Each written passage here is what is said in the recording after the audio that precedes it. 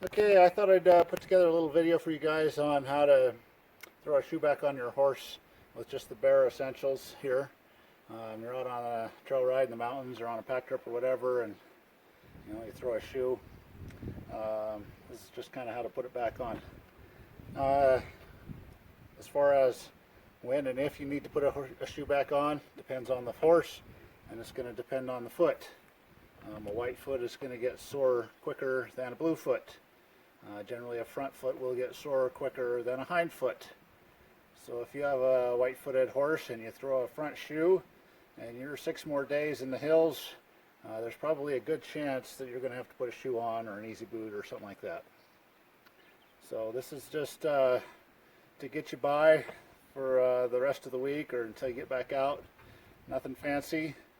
Don't need to make perfect fits with your shoe, anything like that.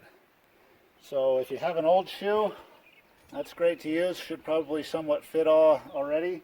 If you can find the shoe that came off, those work great obviously, but a lot of times they're usually bent. So you can like find a crack in a log, and work that heel back and forth, or something like that. To get it somewhat straight. So just make sure basically when you put the shoe on the foot there's no wobbles. If you have a new shoe, just find a good rock, and then basically as far as fitting, I would just kind of narrow up the shoe or widen up the shoe to fit the foot as best you can. Don't get too fancy. So to widen the shoe, just that motion there. To narrow up a shoe, that motion there. And these are just some tools that I take along. I usually have a rasp with me, a Leatherman, and I prefer a carpenter hammer just because it's a little more handy around camp for driving picket pins and stuff like that. But if you want to bring specifically a shoe and hammer, you can certainly do that. And then just a little bottle of nails or something to keep your nails safe in, get them lost. Basically, there's no real trick to this. These nails are flat on one side, and they have a little design on the nail head there that you can see. Just remember that design on the nail head goes towards the inside or towards the frog of the foot. Or if you want to remember it this way, that flat side goes out, flat side out. Alright.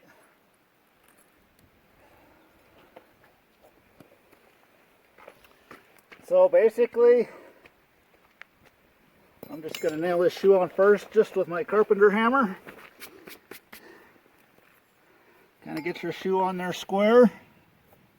I like to start with my number 2 holes and get one tacked.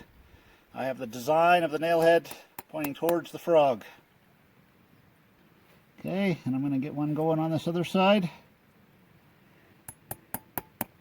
Alright, and if the shoe is kind of where you like it, drive it in. So basically your rule of thumb here is I aimed this nail head for 3/4 of an inch up the hoof wall. But if you drive this nail 3/4 of the way in and you're not seeing it or feeling it, it's probably going to be too high. Alright, so it's 3/4 of the way in, I'm feeling or looking. I can feel it. Drive it in.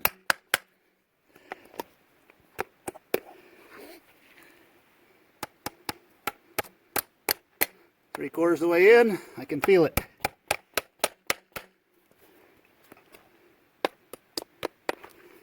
And just keep going back and forth from side to side, kind of like lug nuts on a truck. 3/4 in, I can feel it.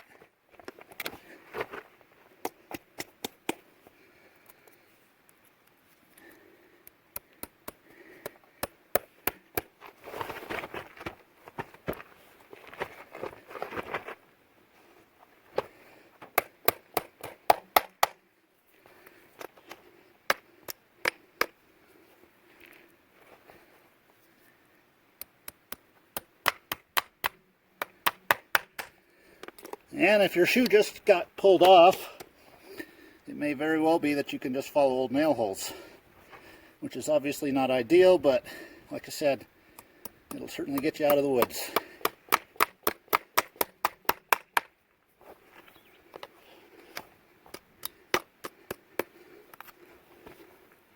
These back ones can be a little bit difficult because the wall's straighter there.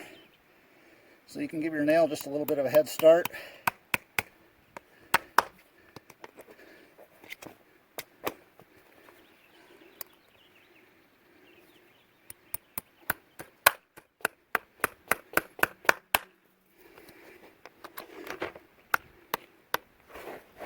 Alright, so the shoe is nailed on. Alright, now we just got to finish it. So, next step is you want to clinch those nails. And you can do that by setting the clinch, I should say. And that just kind of tightens those shoes up. If you have a rasp, just put the edge of that rasp right behind that bend, go around tap.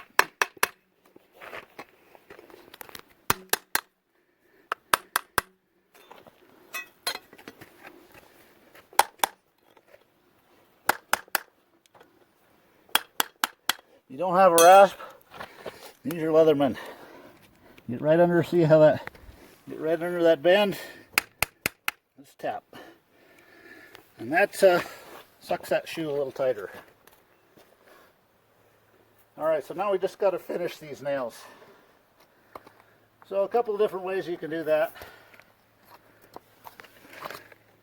Oh, miss.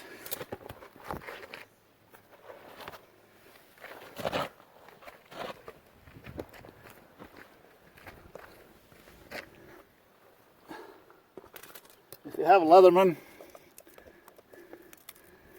you can just cut them off with that.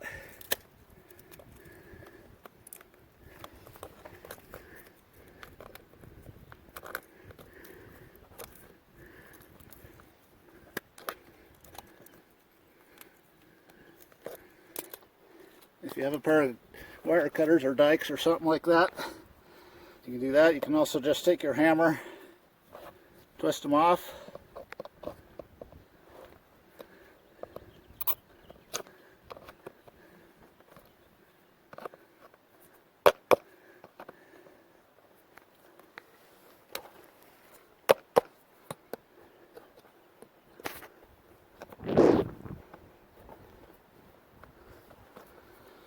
Like so.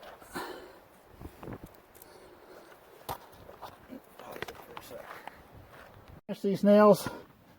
I generally like to just make a little tiny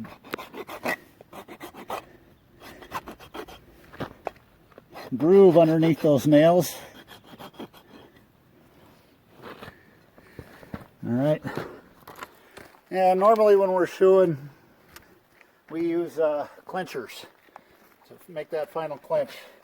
I wouldn't necessarily pack clinchers in the backcountry. So I'm going to get my bend started. Just about like so. And you can bend those all the way over. Just with the edge of your rasp.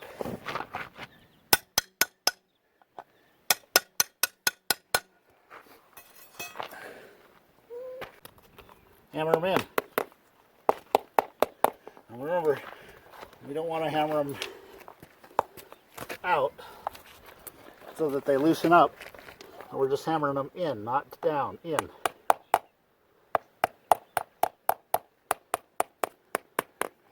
And that'll get you out of the woods. You can also do what's called a hammer clinch with you, which if you want to do, just hold a rock up on that head, hit it down like this, and then in. So I just find a rock, put it on the head of the nail there, and then hit down and in. Move it down and in. Down and in. Not perfect, but it'll certainly last enough time usually to get you out of the mountains 3 or 4 days, week, whatever it is.